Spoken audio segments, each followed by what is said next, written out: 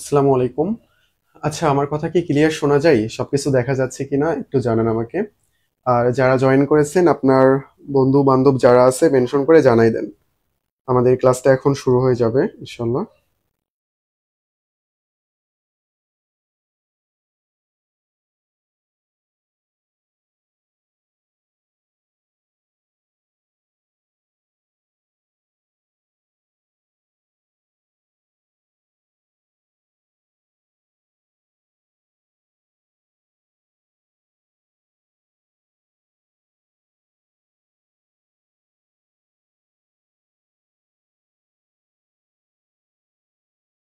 ওয়ালাইকুম আসসালাম আপু। আচ্ছা, আমরা জয়েন করতেছি মোটামুটি।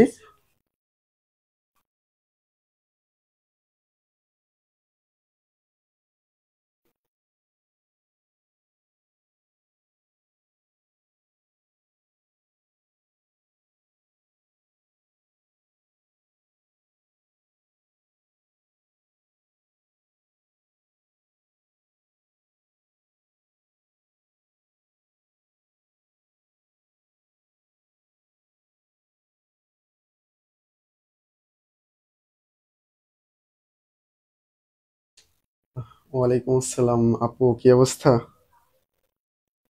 আচ্ছা, আমি একটু সব গ্রুপে লিঙ্কগুলো দিয়ে দিই, তারপরে আমরা আমাদের ক্লাসটা শুরু করব, সমস্যা নেই।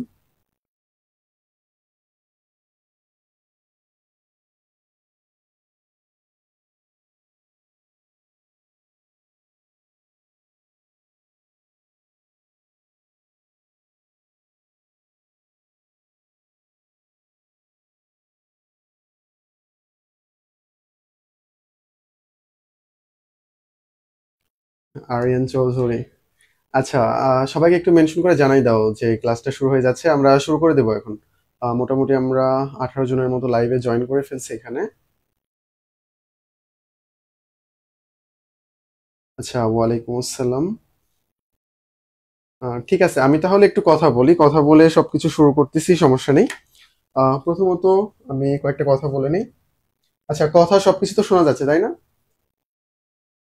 আচ্ছা, তো দেখেন, মেইনলি আমরা প্রাচীন বাংলার ইতিহাস থেকে শুরু করছিলাম আমাদের এমসিকিউ সলভিং যে ক্লাসগুলো। তো আমরা ইতিমধ্যে দুইটা ক্লাস নিয়ে ফেলছি প্রাচীন বাংলার ইতিহাসের উপর। প্রথমত আমরা যে ক্লাসটা করেছিলাম সেখানে বঙ্গ হইতে বাংলাদেশের যে পরিচিতি যেটা ছিল সেটা কমপ্লিট করেছিলাম। তারপরে যে আমরা যে বাঙালি বাঙালি কিভাবে আমরা আমাদের আর্য অনার্য মিশ্রণটা ঘটলো, অনার্যদের মধ্যে কারা কারা ছিল, এই ব্যক্তি সংক্রান্ত যে আমরা ইম্পর্টেন্ট তথ্যগুলো দেখছি। এরপরে আমরা আলোচনা করছিলাম পরিব্রাজক জনপদ নিয়ে। আমাদের এই যে বিশাল অঞ্চলে সেই সময় অখণ্ড রাষ্ট্র গড়ে ওঠানোর জন্য আমাদের যে জনপদগুলো ছিল এই জনপদ নিয়ে আমরা কিন্তু আলোচনা করেছিলাম। তারপরে আমাদের এখানে যারা বিভিন্ন ট্রাভেলার্স আসছিল তাদের সম্পর্কেও কিন্তু আমরা পড়ে ফেলছি, তাদের যে গ্রন্থগুলো বা তারা যদি কোনো উক্তি বা তথ্য দিয়ে থাকে সেই সংক্রান্ত ইনফরমেশন আমরা পড়ে ফেলছি। তো আজকে মেইনলি আমরা কি নিয়ে আলোচনা করব? আজকে আমরা প্রাচীন বাংলার যে রাজনৈতিক ইতিহাসটা আছে, রাজনৈতিক ইতিহাস, এটা নিয়ে আলোচনা করব আমরা। রাজনৈতিক ইতিহাস। রাজনৈতিক ইতিহাস, আমাদের প্রাচীন বাংলার রাজনৈতিক ইতিহাস মেইনলি শুরু হয় কখন থেকে? এটা মেইনলি শুরু হয়েছে আমরা নর্মালি যেখান থেকে পড়ি বা অ্যাডমিশনে আসে, সেটা হইলো আলেকজান্ডার দ্য গ্রেট যখন আক্রমণ করেছিল তার সময়কাল থেকে আমাদের একেবারে লক্ষণ সেন পর্যন্ত বা কেশব সেন পর্যন্ত, এই সময়কালটাই হইলো আমাদের প্রাচীন বাংলার রাজনৈতিক ইতিহাস। তো আমরা এই রাজনৈতিক ইতিহাসের উপর আজকে এমসিকিউ সলভ করব। তারপরে আমরা ভারতবর্ষ থেকে শুরু করে এরকম পর্যায়ক্রমভাবে চলতেই থাকবে আমাদের এই ক্লাসগুলো। আচ্ছা, সবকিছু ঠিকঠাক আছে তাহলে? আচ্ছা, তাহলে আমরা এমসিকিউ তে যাই। এমসিকিউ তে তাহলে আমরা যাইতে পারি। ওয়ালাইকুম আসসালাম সঞ্জিদা আপু। আচ্ছা, তো আমরা আমাদের প্রথম কোশ্চেন যে এটা হইলো গঙ্গারিডই রাজ্যের অস্তিত্বকাল। এটা আমাদের প্রথম কোশ্চেন। এখানে অপশনগুলো দেওয়া আছে: খ্রিস্টপূর্ব নবম শতক, খ্রিস্টপূর্ব চতুর্থ শতক, খ্রিস্টপূর্ব পঞ্চম শতক আর খ্রিস্টপূর্ব অষ্টম শতক। আপনারা আনসার করেন। আমি আসলে এমসিকিউটা কিভাবে পড়তে হয় আমাদের বোঝার যে ব্যাপারটা, মেন্টর কোন কাজটা করে দেবে এইটা আমি করাই দিচ্ছি, সমস্যা নেই। তো এখানে দেখেন একটা কথা লেখা আছে, সেটা কি? সেটা হইলো যে খ্রিস্টপূর্ব। আসলে খ্রিস্টপূর্ব দ্বারা কি বোঝানো হয়? খ্রিস্টপূর্ব এই শব্দটা যদি আমরা অ্যানালাইসিস করি দেখতে পারবো এখানে দুইটা শব্দের ন্যায় গঠিত হয়েছে, একটা হলো খ্রিস্ট আর একটা হলো পূর্ব। অনেক সময় অব্দ যোগ করা থাকে, খ্রিস্ট পূর্বাব্দ, মানে খ্রিস্ট পূর্ব আর অব্দ। আমি যদি লিখি একটু এখানে, আমি লিখি, তোমরা আনসার করো, সমস্যা নেই। খ্রিস্ট, তারপরে আমরা পূর্ব পাবো, আচ্ছা প্লাস দেই, পূর্ব পাবো, তারপরে আমরা অব্দ পাবো। এই টোটাল মিলে আমাদের কি হয়েছে? খ্রিস্টপূর্বাব্দ। পূর্বাব্দ। আমরা আসলে দেখবো এখানে কি কি আছে। খ্রিস্ট আছে, পূর্ব আছে, অব্দ আছে। এই অব্দ দ্বারা আসলে কি বোঝানো হয়? অব্দ দ্বারা কি বোঝানো হয়? অব্দ দ্বারা বোঝানো হয় সাল। সাল বা গণনা যেটাই বলো না কেন, ইয়ার, এটাকে বোঝানো হয় অব্দ দ্বারা।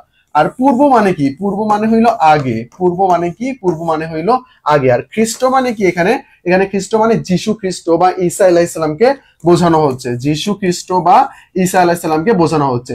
তার মানে যিশু খ্রিস্টের জন্মের পূর্বের যে সালগুলো, এগুলোকে কি বলা হবে? এগুলোকে বলা হবে খ্রিস্টপূর্বাব্দ বা খ্রিস্টপূর্ব। এগুলো কি? খ্রিস্টপূর্ব। আর যিশু খ্রিস্টের জন্মের পরের যে সালগুলো, এগুলোকে কি বলা হবে? এগুলোকে বলা হবে খ্রিস্টাব্দ। এগুলোকে কি বলা হবে? এগুলোকে বলা হবে খ্রিস্টাব্দ। বাট এই সময়কার মানে খ্রিস্টপূর্বাব্দ আর খ্রিস্টাব্দ এর মাঝে কিন্তু কোনো জিরো নাই, কোনো কিন্তু জিরো নাই। খ্রিস্টপূর্বাব্দ শেষ, খ্রিস্টাব্দ সেই সময় থেকে শুরু। আচ্ছা, যাই হোক, আমরা কি অ্যান্সার করে ফেলছি এটা? গঙ্গার এটাই রাজ্য। কমেন্ট করতে পারছেন না, এটা তো আপনি কমেন্ট করেই বললেন আমাকে। আহ, আচ্ছা, আপনারা সবাই অ্যান্সার করছেন, আমি দেখি একটু। আচ্ছা, বি বি খ্রিস্টপূর্ব চতুর্থ শতক। খ্রিস্টপূর্ব চতুর্থ শতক। আচ্ছা, গঙ্গারিডই রাজ্য এটা আসলে কি? এটা বলতে আসলে কি বোঝানো হয়? গঙ্গারিডই রাজ্য, এটার অস্তিত্বকাল কোথায় ছিল? অস্তিত্বকাল তো এটা আমাদের যে খ্রিস্টপূর্ব চতুর্থ শতক, বাট আমাদের অবস্থানটা কোথায় ছিল? অবস্থানটা ছিল কিন্তু এটার বাংলায়।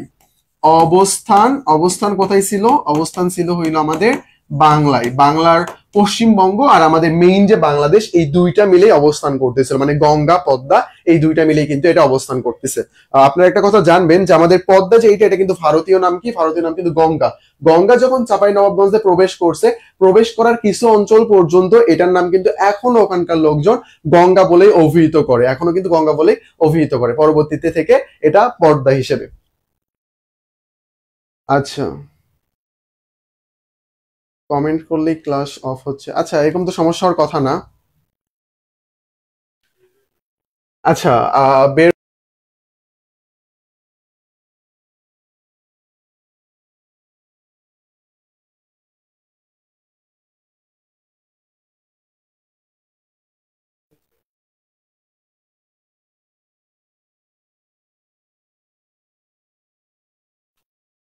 আচ্ছা, এখন কি ঠিকঠাক আছে? এখন কি ঠিক আছে? আমাকে একটু জানান। মেবি ঠিক হয়ে যাওয়ার কথা সবকিছু।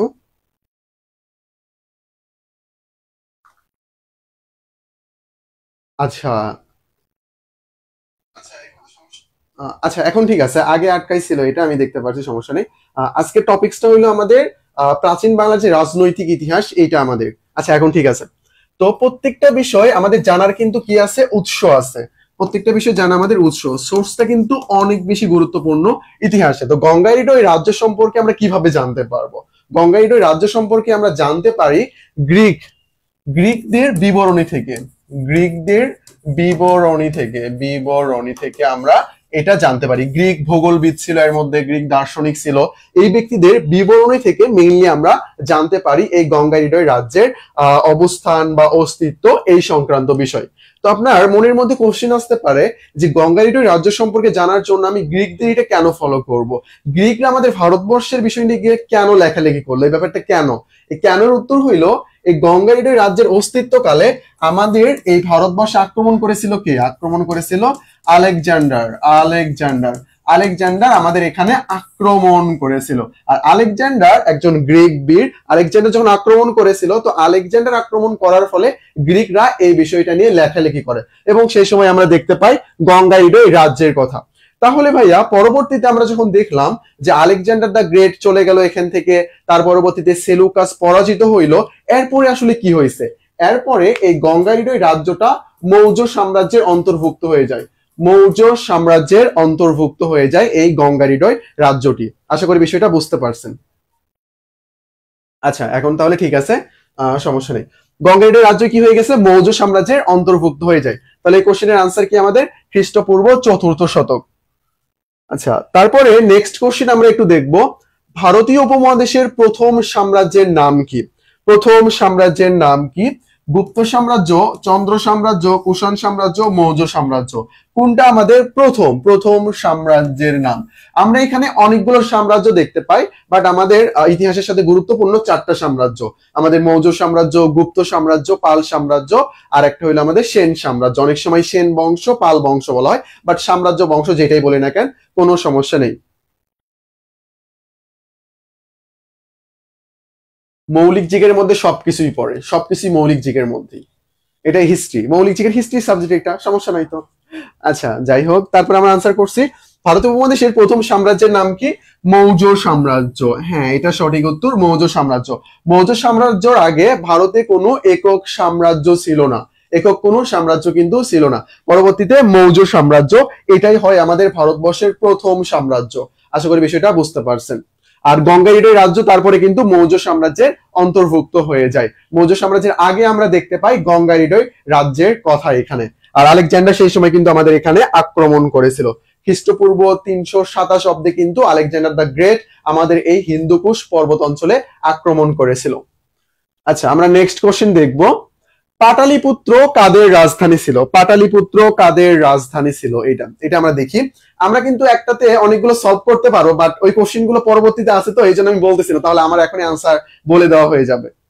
আচ্ছা, এটা আমরা একটু আনসার করি। হ্যাঁ, আমরা সবাই, এই যে অনু আপু, নোসাইবা আপু, থাক, আপনার আর পড়াশোনা করতে হবে না, আপনি এখন রাবিতে ভালোভাবে চিল করেন। আচ্ছা যাই হোক, তারপরে আমরা দেখি পাটালিপুত্র রাজধানী আসলে কাদের ছিল? গুপ্তদের, সেনদের, পালদের নাকি মৌর্যদের? এই 4টার মধ্যে কোনটা সঠিক উত্তর? এটা আমরা একটু বলি সবাই। আমি এখন 3 নম্বর কোশ্চেনে আছি। পাটালিপুত্র কাদের রাজধানী ছিল?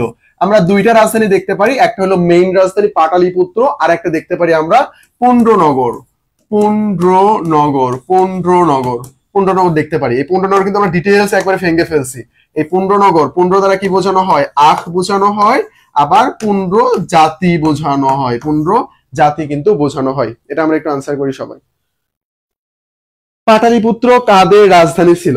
এইটা যদি এমসিকিউ হয়, মানে পরীক্ষায় যদি আসে, পরীক্ষার যে ও এম আর যে মেশিনটা আছে সেখানে কিন্তু একটা অপশনই গ্রহণযোগ্য। তো পরীক্ষার হল যদি হয় তাহলে এটা সঠিক উত্তর আমাদের কি? মৌর্য। মৌর্য, এটা হলো সঠিক উত্তর। আর নর্মালি যদি আপনি আনসার করেন এখানে মৌর্য এবং গুপ্ত দুটাই কিন্তু হবে। মৌর্য ও গুপ্তের প্রধান যে রাজধানী ছিল এটা হইলো পাটালিপুত্র। আবার সেম ভাবে গুপ্ত ও মৌর্যদের যে প্রাদেশিক রাজধানী ছিল, আমাদের বাংলার প্রাদেশিক রাজধানী, এটা কিন্তু পুন্ড্রনগর। এটা কি? এটা হইলো আমাদের পুন্ড্রনগর। তার মানে পাটালিপুত্র গুপ্তদেরও রাজধানী, মৌর্যদেরও রাজধানী। বাট কোশ্চেন যদি এরকম আসে তখন আমরা মৌর্যদের দাগাবো। কেন আমরা মৌর্যদের দাগাবো? কারণ এটা প্রথম ছিল। এক্স এর প্রতি ভালোবাসা সবসময় থেকে যায়, বুঝতে পারছো? এটা হইলো এক্স, এই যে মৌর্য, মৌর্য, এই জন্য আমাদের মৌর্য এটা হবে সঠিক উত্তর। আশা করি আমরা বিষয়টা বুঝতে পারছি। এ ডি সবগুলোই সঠিক উত্তর, কোনো সমস্যা নেই। বাট আমরা এই 4টা অপশনের মধ্যে যদি পরীক্ষা হয় তাহলে আমরা অবশ্যই মৌর্য দাগাবো, মৌর্য দাগাবো, মৌর্য। মৌর্য হইল পাটালিপুত্রের প্রথম ভালোবাসা। আচ্ছা যাই হোক, তারপরে আমরা নেক্সট কোশ্চেন দেখবো। নেক্সট কোশ্চেন, আচ্ছা, কোন যুদ্ধের ভয়াবহ পরিণাম প্রত্যক্ষ করে মহারাজ অশোক বা সম্রাট অশোক বৌদ্ধ ধর্ম গ্রহণ করেছিল? বৌদ্ধ ধর্ম গ্রহণ করেছিল সম্রাট অশোক। এটা আসলে কোন যুদ্ধের ভয়াবহতা দেখে? হিদাসপিসের যুদ্ধ, কলিঙ্গের যুদ্ধ, মেবারের যুদ্ধ, তরাইনের দ্বিতীয় যুদ্ধ? কোন যুদ্ধ দেখে? এটা আমরা একটু বলি। না না, এখানে সাদিয়া না, এখানে হলো পাটালিপুত্র। আচ্ছা যাই হোক, তারপরে হ্যাঁ, মেঘলা মিম আপু, এটা কিন্তু আর জীবনে মনে ভুলবেন না, বুঝতে পারছেন? এটা মনে ভুলে যাবে না। আমি এটা আনসার করি সবাই।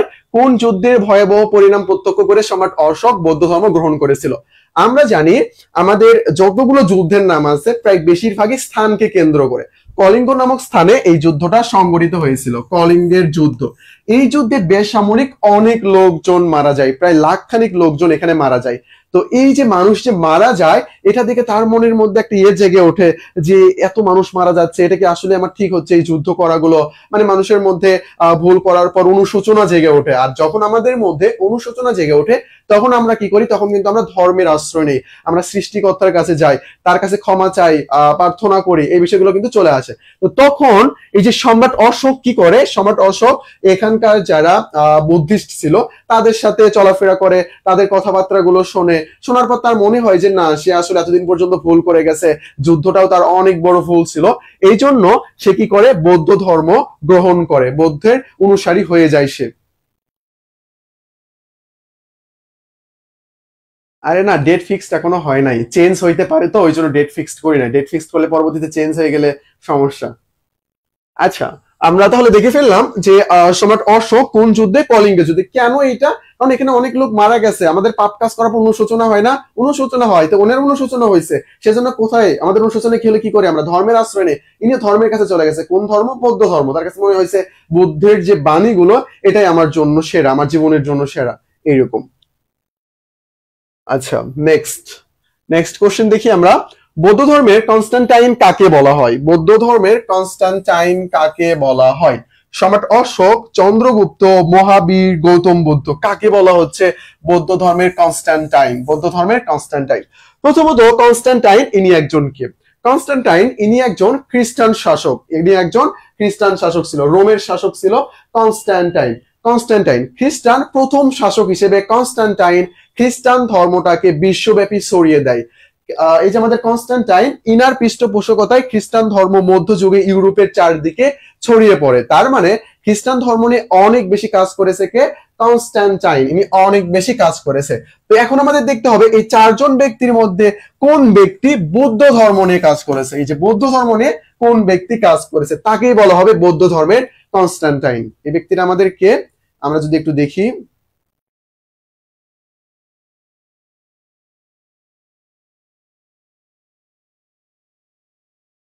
নুসাইবা আপু, জি জি, আমি তো সবসময় অনুশোচনা করি, বলেন, অনুশোচনা তো আমি করি। আচ্ছা, ঠিক আছে ঠিক আছে, আমরা সবাই উত্তর দিয়ে ফেলছি। হ্যাঁ, এটা কি? এটা হইলো আমাদের সম্রাট অশোক। সম্রাট অশোক, সম্রাট অশোক যখন বৌদ্ধ ধর্ম গ্রহণ করে, বৌদ্ধ ধর্ম গ্রহণ করার পর সম্রাট অশোক কি করেছে? বৌদ্ধ নিয়ে অনেক বেশি কাজ করেছে। চারিদিকে বৌদ্ধ ধর্ম প্রসার, প্রচারণা যা করা লাগে সবকিছু করেছে। একজন শাসক যদি নির্দিষ্ট একটা গোষ্ঠীর অনুসারী হয় তাহলে সেই গোষ্ঠী কি সামনের দিকে এগিয়ে যাবে না? অবশ্যই এগিয়ে যাবে। যখন আমরা দেখি নির্দিষ্ট একটা দল সরকার গঠন করে, ওই দলের যারা অনুসারী তারা কি করে? তারা কিন্তু বিভিন্ন ধরনের সুযোগ সুবিধা পেয়ে থাকে। তো একই রকম ভাবে সম্রাট অশোক বৌদ্ধ ধর্মকে চারিদিকে ছড়িয়ে দিয়েছিল। এটাই হইলো ব্যাপার, এই জন্য তাকে বলা হচ্ছে কনস্ট্যান্টাইন। এটা একজন ব্যক্তির নাম, ইনি ছিল একজন খ্রিস্টান শাসক যিনি খ্রিস্টান ধর্মটাকে চারিদিকে ছড়িয়ে দিয়েছিল। কনস্ট্যান্টাইনের আরেকটা অর্থ আছে, সেটা হলো শব্দগত অর্থ। সেটা কি জানেন? সেটা হইলো যে স্রষ্টা হতে প্রেরিত, মানে স্রষ্টা তাকে নির্দিষ্ট কিছু দায়িত্ব দিয়ে প্রেরণ করেছে, সেই দায়িত্বগুলো সে পালন করতেছে। স্রষ্টা কি করবে? অবশ্যই ধর্মীয় যে বাণীগুলো এগুলো ছড়িয়ে দেওয়ার জন্যই তো বলবে, তাই না? এরকম অর্থ কিন্তু এটার সাথে পাওয়া যায়।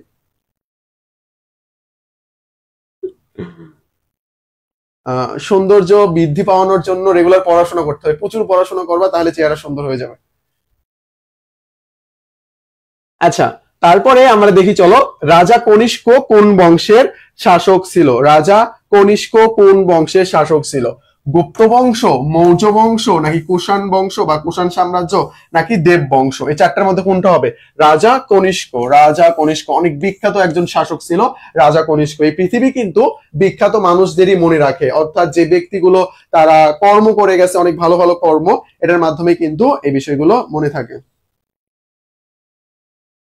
এটা আমরা একটু আনসার করি সবাই। আমার কোশ্চেনটা হলো রাজা কনিষ্ক, রাজা কনিষ্ক কোন বংশের শাসক ছিল? গুপ্ত, মৌর্য, কুষাণ, নাকি দেব? এই চারটার মধ্যে কোনটা হবে সঠিক উত্তর?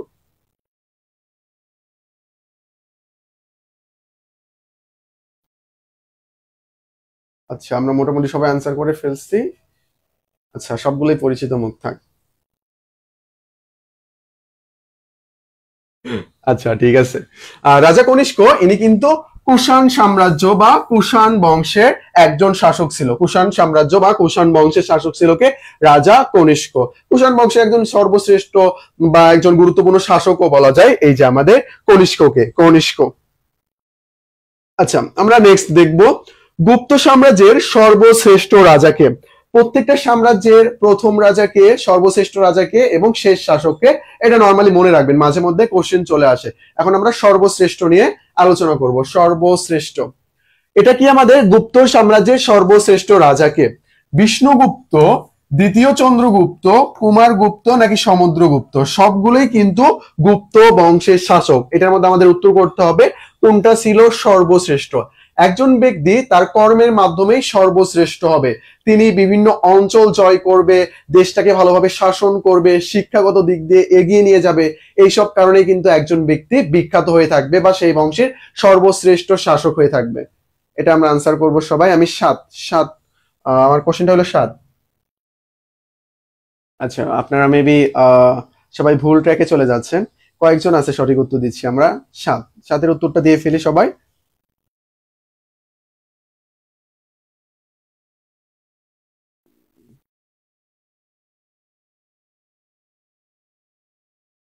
আচ্ছা হ্যাঁ, আমি এখন সঠিক উত্তর পেয়ে যাচ্ছি।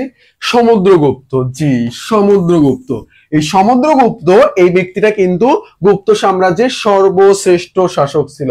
সর্বশ্রেষ্ঠ শাসক ছিল কে? এই সমুদ্রগুপ্ত। সমুদ্রগুপ্ত নিয়ে আরেকটা কোশ্চেন আছে, ওইটা সলভ করে আমি সমুদ্রগুপ্ত সংক্রান্ত ডিটেলস গুলো বলতেছি। আমাদের নেক্সট কোশ্চেন, আচ্ছা আমি কি দিছি এখানে?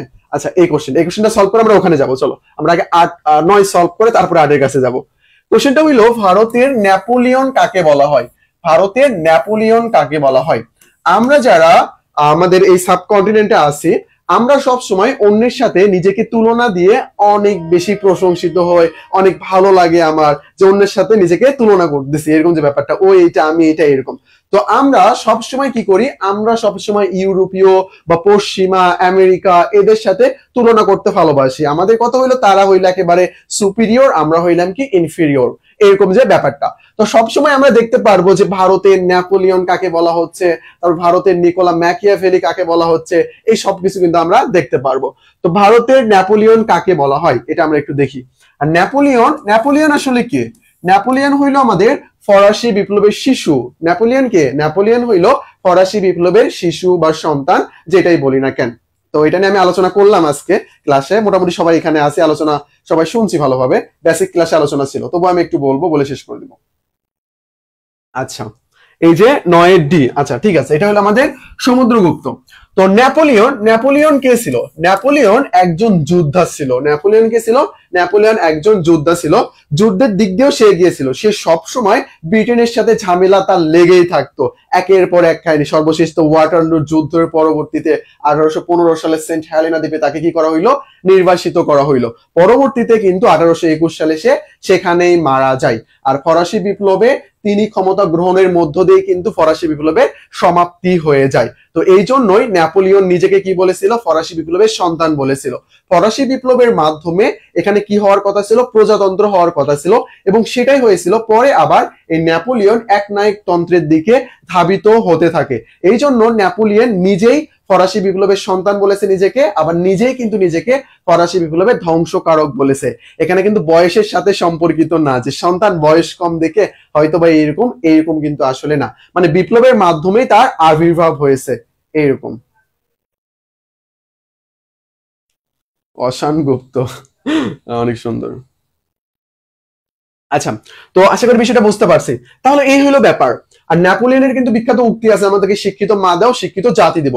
তার মানে শিক্ষার দিক দিয়ে এবং যুদ্ধের দিক দিয়ে এদিক দিয়ে এগিয়ে কে? এদিক দিয়ে এগিয়ে হইলো নেপোলিয়ন। এখন নেপোলিয়নের সাথে মিলতে হবে সমুদ্রগুপ্ত, না হলে তো হবে না। সমুদ্রগুপ্তকে, সমুদ্রগুপ্ত এমন একজন ব্যক্তি যে সমতট ছাড়া পুরো বাংলাটা জয় করে ফেলছিল, পুরো বাংলা জয় করে ফেলেছিল সমতট ব্যতীত, মানে কুমিল্লা, নোয়াখালী, ত্রিপুরা, এই অঞ্চলটা যেটা ছিল এইটা ব্যতীত পুরো আমাদের বাংলাটা জয় করে ফেলে কে? সমুদ্রগুপ্ত। তার মানে নেপোলিয়নের মতোই সে কিন্তু এই যে অঞ্চল জয় করা, এই ব্যাপারটা তার মধ্যে ছিল।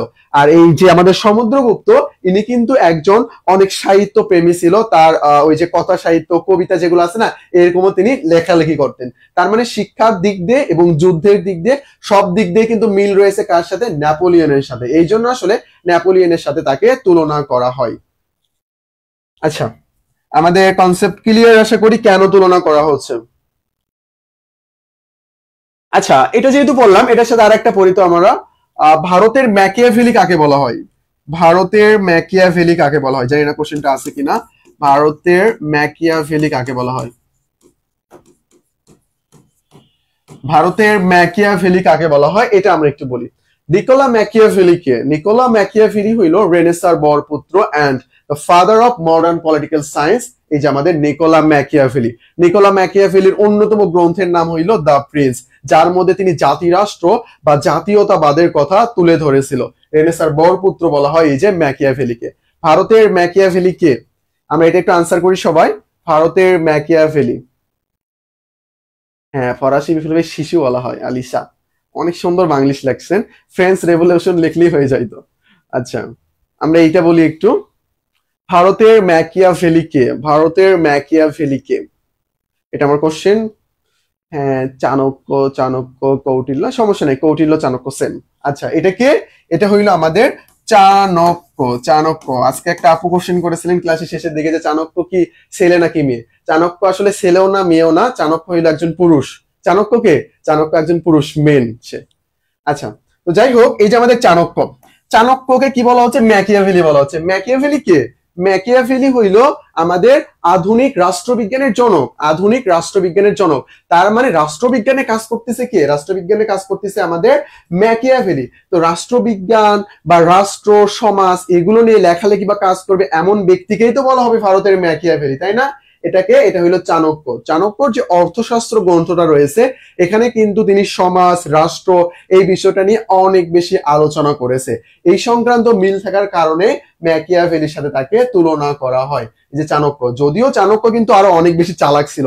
এই যে চাণক্য এবং চন্দ্রগুপ্ত মৌর্য, এই দুইজন ব্যক্তি মিলেই কিন্তু নন্দ সাম্রাজ্যকে উচ্ছেদ করেছিল। উচ্ছেদ করে কিন্তু এখানে মৌর্য সাম্রাজ্য প্রতিষ্ঠা করেন। মোদি? না না, মোদি বলা হবে না। ভারতের ডোনাল্ড ট্রাম্পকে, ভারতের ট্রাম্পকে, ভারতের ট্রাম্প হইল মোদি। গুগলে দেখছি। না আপু, চাণক্য ছেলে না, চাণক্য একজন পুরুষ।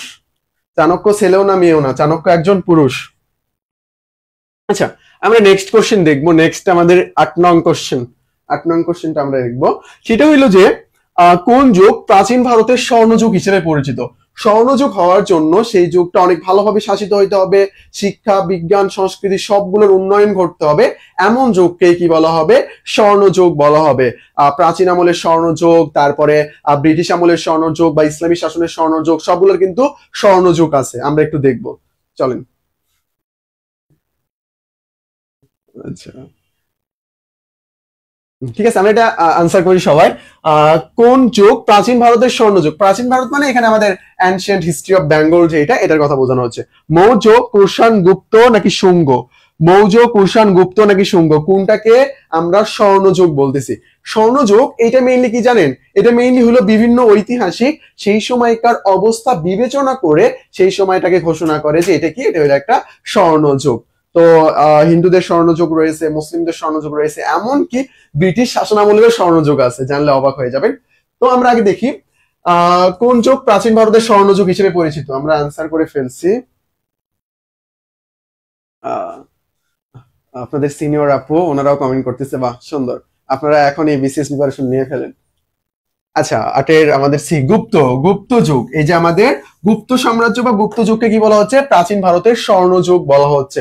আমাদের এই বাংলার যে সুলতানি আমলটা যেটা ছিল বা বাংলা সালতানাত যেটা ছিল, এই সময়কার আমাদের হোসেন শাহর যে আমলটা ছিল, এই হোসেন শাহর আমলকে কিন্তু কি বলা হইতো? আমাদের মুসলিমদের স্বর্ণযুগ বলা হইতো। বাংলার মুসলিমদের যে স্বর্ণযুগ এটা বলা হইতো। আবার এই হোসেন শাহকে সম্রাট আকবরের সাথেও তুলনা করা হইতো। ব্রিটিশ শাসন আমলে স্বর্ণযুগ ছিল কার আমলটা জানেন? এটা হলো লর্ড কার্জন। লর্ড কার্জনের সময়টা ছিল 1899 থেকে 1903। এটা ছিল ব্রিটিশ শাসন আমলের স্বর্ণযুগ। ব্রিটিশ শাসন আমলের স্বর্ণযুগ। নাজিয়া আক্তার এই কমেন্টটা দেখছি যে ভাইয়া দেখে না, এটা দেখছি। আচ্ছা, আমরা 9 কমপ্লিট আমাদের। আমরা 10 নং কোশ্চেনটা দেখবো। প্রাচীন ভারতের কোন শাসকের অপর নাম বিক্রমাদিত্য? বিক্রমাদিত্য, বিক্রমাদিত্য। এই সব শাসকরা নিজেদের ক্ষমতা যে আছে এইটা বোঝানোর জন্য, আধিপত্য বোঝানোর জন্য তারা মেইনলি বিভিন্ন ধরনের উপাধি গ্রহণ করত। তারা কি করতো? বিভিন্ন ধরনের উপাধি এখানে গ্রহণ করত। এটা আমরা একটু দেখবো। এই উপাধি প্রাচীন ভারতের কোন শাসকের অপর নাম ছিল? বিক্রমাদিত্য। অশোক, দ্বিতীয় চন্দ্রগুপ্ত, সমুদ্রগুপ্ত, হর্ষবর্ধন, এই 4 জনের মধ্যে কোনজন হবে?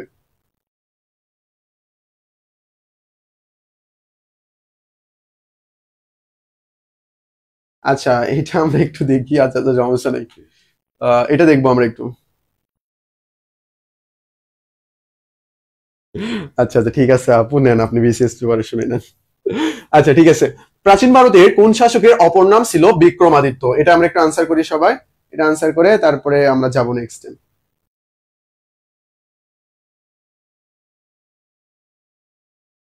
আচ্ছা, আমরা সবাই আনসার করে ফেলতেছি প্রাচীন ভারতের। এটা কি? এটা হইল আমাদের দ্বিতীয় চন্দ্রগুপ্ত, দ্বিতীয় চন্দ্রগুপ্ত এই ব্যক্তিটাকে কি বলা হয়? বিক্রমাদিত্য বলা হয়। দ্বিতীয় চন্দ্রগুপ্ত একে কি বলা হচ্ছে? বিক্রমাদিত্য বলা হচ্ছে। আশা করি বিষয়টা আমরা বুঝতে পারছি। আচ্ছা বলেন তো, ফাহিয়েন কার শাসনামলে বাংলায় এসেছিল? ফাহিয়েন কার শাসনামলে আমাদের এই বাংলায় এসেছিল? এটা আমরা একটু বলি সবাই। ফাহিয়েন, ফাহিয়েন, ফাহিয়েন, ফাহিয়েন কার শাসনামলে আমাদের এই বাংলায় এসেছিল? এটা সঠিক উত্তর কি হবে? আরেকটা হইলো আমাদের হর্ষবর্ধন। আরেকটা হইলো আমাদের হর্ষবর্ধন। এই দুইজন ব্যক্তি সংক্রান্ত আমরা একটু পড়বো। ফাহিয়েন, হর্ষবর্ধন, এই দুইটা একটু আমরা পাশাপাশি দিয়ে লিখি। আমরা কয়েকজন ট্রাভেলার্স সম্পর্কে পড়েছিলাম বা পরিব্রাজক সম্পর্কে পড়েছিলাম। পরিব্রাজক কারা? যারা পরিব্রাজন করে। পরিব্রাজন কি? পরিব্রাজন হইলো পর্যটন, মানে ঘুরে বেড়ানো, মানে ঘুরে বেড়াচ্ছি। শুধু ঘুরে বেড়ানো না, আমরা যে ঘুরে বেড়াই সেইটা না, তারা তথ্য সংগ্রহ করছে এখান থেকে তথ্য সংগ্রহ করেছে। হ্যাঁ, দ্বিতীয় চন্দ্রগুপ্ত আর একটা আমাদের হর্ষবর্ধন। আচ্ছা, আমি এখানে হর্ষবর্ধন লিখছি, হিউয়েনসাং না লিখে। আচ্ছা, হিউয়েনসাং, হিউয়েনসাং, হিউয়েনসাং। আচ্ছা, আমি উত্তরটাই লিখে দিছি, প্রশ্নটাই বাকি ছিল আমার। আচ্ছা, তো যাই হোক, ফাহিয়ান আসছিল দ্বিতীয় চন্দ্রগুপ্তের সময়ে, আর হিউয়েনসাং কার সময় এসেছিল? হিউয়েনসাং এসেছিল হর্ষবর্ধনের সময়। কিভাবে মনে রাখছিলাম আমরা? হ ফর হর্ষবর্ধন, হ ফর হিউয়েনসাং, হ ফর হর্ষবর্ধন, হ ফর হিউয়েনসাং, হর্ষবর্ধন। হ্যাঁ, ফাহিয়ান, হিউয়েনসাং আর আমাদের হর্ষবর্ধন। আচ্ছা ঠিক আছে, এটা আমাদের ক্লিয়ার, আমাদের এটা কমপ্লিট। আমরা আমরা কিছু অ্যাড দেখি। অ্যাডটা হইলো, এখানে যারা নতুন তোমরা আছো ইতিমধ্যে জানো যে আমাদের সেকেন্ড টাইম ফাউন্ডেশন ব্যাচ 2 আর ঢাকা ইউনিভার্সিটি ফাউন্ডেশন 1 এই দুইটা লঞ্চ করা হয়েছে। এই দুইটা আমাদের মেইন কোর্স, দুইটাতে তোমরা যদি ভর্তি হয়ে যাও একেবারে অ্যাডমিশনের শেষ পর্যন্ত আমাদের সাথে থাকতে পারবা, কোনো সমস্যা নেই। মানে যা যা ডেসক্রিপশন বক্সে সবকিছু দেওয়া আছে, ওখান থেকে দেখে নাও, বুঝতে পারছো? আচ্ছা, তারপর আরেকটা হলো বিউপি কে কেন্দ্র করে, বিউপি ফাউন্ডেশন। যারা জাস্ট বিউপির জন্য প্রিপারেশন নিতে চাচ্ছ, এফএডাবলএস, এফট্রিপলএস, তোমরা বিউপির এখানে ভর্তি হয়ে যাও। আর তোমার যদি মনে হয় যে না ভাই আমার ইংলিশ নিয়ে অনেক বেশি ভয়, আমি ইংলিশ পারতেছি না, তাহলে শুধু তোমাদের জন্য ইংলিশ কোর্স রয়েছে, এখানে ভর্তি হয়ে যাও। ফাউন্ডেশনে আসলে এই সব বিউপি, ইংলিশ সবগুলোতেই তোমরা ফ্রি অ্যাক্সেস পেয়ে যাবা। আর এই যে আমাদের GK ultimate suggestions and model test, বইটা দ্রুত তোমরা নিয়ে ফেলো। বইটা থেকে তোমার 70 থেকে 80% ইনশাআল্লাহ প্রশ্ন কমন চলে আসবে। এভাবেই সাজানো হয়েছে বিশ্ববিদ্যালয় ভর্তি পরীক্ষার আলোকে। আচ্ছা যাই হোক, আমাদের অ্যাড শেষ। আমরা এখন দেখব কালিদাস কোন ভাষার কবি ছিল। এটা আমি যখন চবিতে পরীক্ষা দিয়েছিলাম 2021, সেই সময় এই কোশ্চিনটা আসছিল যে কালিদাস কোন ভাষার কবি ছিল। এটা চবিতে এই প্রশ্নটা আসছিল। আমরা একটু আনসার করি সবাই। পালি, হিন্দি, সংস্কৃত নাকি বাংলা? কালিদাস কোন ভাষার কবি ছিল? এটা একটু আমরা আনসার করি। হ্যাঁ অনু আপু, জি আপনি চাইলে আরেকবার ভর্তি হইতে পারেন, কোনো সমস্যা নেই। আপনি পেমেন্ট করে আরেকবার ভর্তি হয়ে যান। আপনি আরেকবার ভর্তি হইলে মনে করেন আমাদের এই যে এসি চলতেছে, এসির বিল গুলো দিতে পারবো ভালোভাবে, ইলেকট্রিসিটি সবকিছু মিলিয়ে। আচ্ছা, হিউয়েন সাং না চলতেছে তো। আচ্ছা আমরা একটু ওয়েট করি জাস্ট।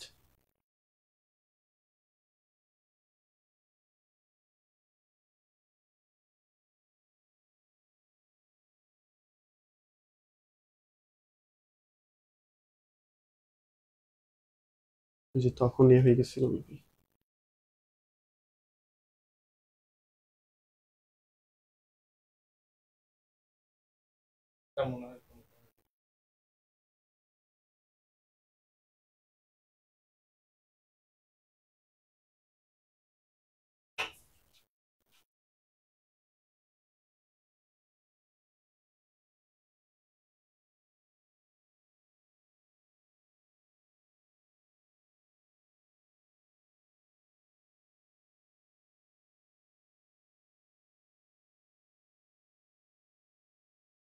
এরকম আসলো কেন?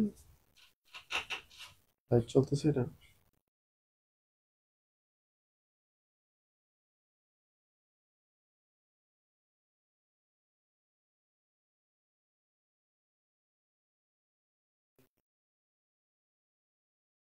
ওইখানেই তো, এই পাশেরটাতে নিয়ে আসছিল এটা। আচ্ছা ঠিক আছে, এটা আমরা একটু আনসার করি সবাই। আচ্ছা আনসার করে ফেলছে যদি মনে। হ্যাঁ হ্যাঁ, একটু প্রবলেম হয়েছিল তো আমাদের ইউটিউব থেকে যারা দেখতেছিল ওদেরকে একটু সমস্যা হয়েছিল এই জন্য আর কি। আহ, টাকা পাঠিয়ে দিতে হবে? আপনাদের টাকা পাঠিয়ে দিতে হবে না তো, আপনাদের কাছে অনেক টাকা আছে, এটা আমি জানি। আচ্ছা, কালিদাস কোন ভাষার কবি ছিল? এটা আমরা আনসার করে ফেলছি, সংস্কৃত ভাষায়। এখন আমারে বলেন, এই যে কালিদাস বিখ্যাত একজন কবি, এই কালিদাস কোন যুগের কবি ছিল? কোন যুগের কবি ছিল? বাংলায় কিন্তু আসতে পারে, এটা বাংলায় দিতে পারে। কোন যুগের কবি ছিল? কোন যুগের কবি ছিল, এটা আমরা একটু বলি। কালিদাস কোন যুগের কবি ছিল, এটা আমরা একটু বলি। জি, সংস্কৃত ভাষা। আচ্ছা আচ্ছা, ঠিক আছে। আচ্ছা, সমস্যা নেই। আচ্ছা, ঠিক আছে, সমস্যা নেই। আমরা কন্টিনিউ করতেছি, ক্লাস কন্টিনিউ করতেছি, আমাদের কোনো সমস্যা হচ্ছে না এখানে। আচ্ছা, কালিদাস কোন যুগের কবি ছিল, এটা আমরা একটু বলি তো। কালিদাস কোন যুগের কবি ছিল, এটা আমরা একটু আনসার করি। কালিদাস কোন যুগের কবি ছিল? আচ্ছা, আপনারা কেউ আনসার করতেছেন না? আমি আর বলে দিচ্ছি। হ্যাঁ, এই যে ওয়াসি মেবি। গুপ্ত যুগের কিন্তু ছিল। কালিদাস কোন যুগের কবি ছিল? গুপ্ত যুগের কবি ছিল আমাদের কালিদাস। আপনাদের তো বেসিক ক্লাসে এগুলো পড়ানো হয়েছে। আচ্ছা, বঙ্গ ও গৌড় দুটি স্বাধীন রাষ্ট্রের উদ্ভব ঘটে কোন শতকে?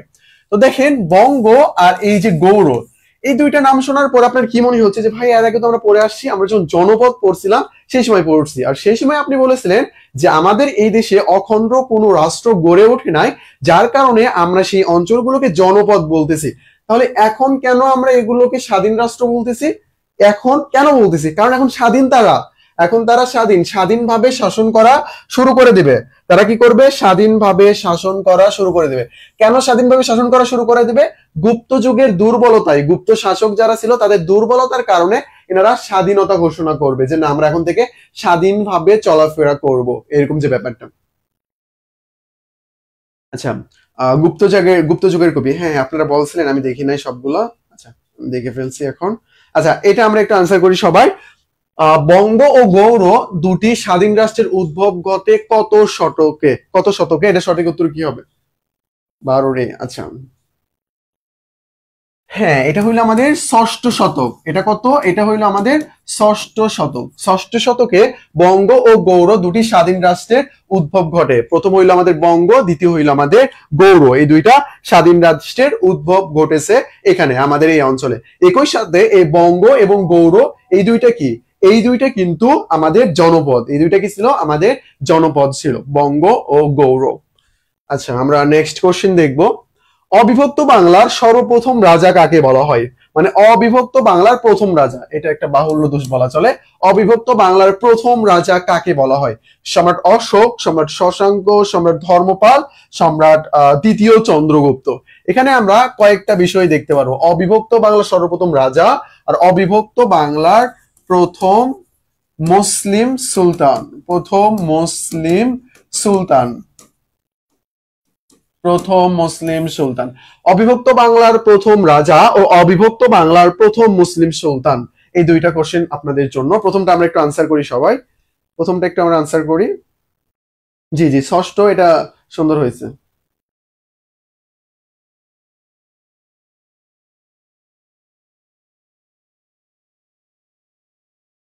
আচ্ছা, আমরা এটা আনসার করি। 13 বি শশাঙ্ক, হ্যাঁ শশাঙ্ক। আমরা দেখতে পারবো দুইজন ব্যক্তি কি করেছে? আমাদের সবগুলো জনপদকে একত্র করেছিল। তার মধ্যে প্রাচীন যে ব্যক্তিটা করেছে, আচ্ছা অবিভক্ত বাংলা মানে কি বুঝতেছি আমরা? বাংলাটা বিভক্ত না, তার মানে পূর্ববঙ্গ, পশ্চিমবঙ্গ সহ আশেপাশে যে আরো অঞ্চলগুলো ছিল, আসাম, এই সবগুলো কি থাকবে? একত্রে থাকবে, তাই না? এটাকেই কিন্তু বোঝানো হচ্ছে কি? অবিভক্ত বাংলা, এটা কিন্তু বোঝানো হচ্ছে। আচ্ছা, যাই হোক, এখন আমরা দুইজন ব্যক্তিকে দেখতে পারবো এখানে। তার মধ্যে অন্যতম প্রধান ব্যক্তি যে, এই ব্যক্তিটা হলো শশাঙ্ক। ইনি কি করলেন? ইনি সবগুলো জনপদকে একত্র করে নাম দিল কি? নাম দিল হইল গৌড়। নাম দিল হইল গৌড় বা গৌড়, দুইটাই বলা হয়। গৌড় নাম দিল কে? এই যে শশাঙ্ক। ইনি কিন্তু সবগুলো জনপদকে একত্র করে গৌড়। আর এর আগে পর্যন্ত আমরা গৌড় বলতে কি বুঝতাম? এর আগে পর্যন্ত আমরা গৌড় বলতে মুর্শিদাবাদ, মালদহ বা পশ্চিমবঙ্গের যে অঞ্চল আর আমাদের এখানকার চাঁপাই নবাবগঞ্জ, এটাকে কিন্তু বুঝতাম। বাট শশাঙ্কর এই গৌড় দ্বারা আমরা কি বুঝবো? পুরো অঞ্চলকে বুঝবো, পুরো অঞ্চলকে বুঝবো। সম্রাট হুমায়ুন যখন বলেছিল গৌড়কে জান্নাতাবাদ, এই গৌড় মানে কি? গৌড় মানে পুরো বাংলা অঞ্চলকে সে বলেছিল। এটা আমাদের মাথায় রাখতে হবে কিন্তু। এই ব্যক্তিটা হইলো আমাদের শশাঙ্ক, এটা আমরা বুঝে ফেলছি। এখন আমার কোশ্চেনটা হইলো অবিভক্ত বাংলার প্রথম মুসলিম সুলতানকে। এটা বলেন। সালটা হলো 1352। এটা আমরা একটু সবাই আনসার করি, এটা একটু আনসার করি আমরা, এটা গুরুত্বপূর্ণ। শামসুদ্দিন ইলিয়াস শাহ, আচ্ছা ঠিক আছে। শামসুদ্দিন ইলিয়াস শাহ, গাজী শামসুদ্দিন ইলিয়াস শাহ, হাজি আর কি। আচ্ছা যাই হোক, ওনাদের অনেক অনেক নাম আছে, অনেক অনেক উপাধি আছে, এগুলোতে আমরা না যাই। তো আমাদের শামসুদ্দিন ইলিয়াস শাহ, শামসুদ্দিন ইলিয়াস শাহ কি করেছে? শামসুদ্দিন ইলিয়াস শাহ 1352 সালে বাংলার যতগুলো জনপদ ছিল সবগুলো জনপদকে একত্র করে কি নাম দিয়েছিল? সবগুলো জনপদকে একত্র করে নাম দিয়েছিল বাঙ্গালা। বাঙ্গালা, সবগুলো জনপদকে একত্র করে নাম দিয়েছিল কি? বাঙ্গালা, বাঙ্গালা। আর আমাদের যে বাংলাদেশের যে অঞ্চল যেটা, এটার নাম দিয়েছিল কি? এটার নাম দিয়েছিল মুলকি বাঙ্গালা। কি নাম দিয়েছিল? মুলকি বাঙ্গালা। আর মুল্ক মানে কি? মুল্ক মানে হইল দেশ, তার মানে কিন্তু বাংলাদেশ। তাহলে শামসুদ্দিন ইলিয়াস শাহর কথা আসবে যখন বলা হবে অবিভক্ত বাংলার প্রথম মুসলিম সুলতানকে, সেটা হইল কে? সেটা হইল আমাদের শামসুদ্দিন ইলিয়াস শাহ। এই ব্যক্তিটাকে শামসুদ্দিন ইলিয়াস শাহ, যিনি 1352 সালে সবগুলো জনপদকে একত্র করেছিল। এবং সুলতানদের যে রাজধানী যেটা ছিল সোনারগাঁও, এখান থেকে তিনি কিন্তু রাজধানী কোথায় নিয়ে গিয়েছিল? পান্ডুয়াতে নিয়ে গিয়েছিল। সুলতান শামসুদ্দিন ইলিয়াস শাহ রাজধানী কিন্তু পান্ডুয়াতে ছিল, পান্ডুয়া গৌরব। হ্যাঁ, সবগুলো জনপদকে বাঙ্গালা, লাস্টে হ দেবেন, হ। এটা আমরা একটু দেখে নেব, আশা করি বিষয়টা বুঝতে পারছি। ষষ্ঠ শতক, ষষ্ঠ। আচ্ছা, তারপরে আমরা নেক্সট যদি দেখি, এখানে মানে পঞ্চম থেকে ষষ্ঠ এই সময়কালটা, ইতিহাসের সময়কাল আসলে নির্ধারণ করে কেউ বলতে পারবে না এরকম, বাট এটাই হলো ওনার সময়কাল। আমরা নেক্সট কোশ্চেন দেখবো। নেক্সট কোশ্চেন হইলো বাংলার প্রাচীন নগর কর্ণ সুবর্ণ এর অবস্থান কোথায়? আমরা দুইটা নাম দেখতে পারবো, কর্ণ সুবর্ণ একটা, আর একটা হইলো আমাদের সুবর্ণগ্রাম। সুবর্ণগ্রাম, এই যে দুইটা সুবর্ণগ্রাম, এই যে দুইটা রয়েছে, কর্ণ সুবর্ণ আর সুবর্ণগ্রাম, দুইটা কিন্তু দুই জায়গাতে অবস্থান করতেছে, দুইটা কিন্তু দুই জায়গাতে অবস্থান করতেছে। আমরা এটা একটু দেখি। সুলতানি আজম অনেককেই বলা হয়, সুলতানি আজম উপাধি দেওয়া হয়েছিল। আজম মানে তো বড়, মানে সুলতানদের বড় এরকম অতিশায়িত করার জন্য মেইনলি এগুলো বলা হয়। আমরা এটা একটু বলি, সুবর্ণগ্রাম। আচ্ছা, প্রথম কোশ্চেনের আমরা একটু আনসার দেই। বাংলার প্রাচীন নগর কর্ণ সুবর্ণ এর অবস্থান কোথায়? বাংলার প্রাচীন নগর কর্ণ সুবর্ণ এর অবস্থান কোথায়? এর অবস্থান কোথায়? এর অবস্থান হইল মুর্শিদাবাদ।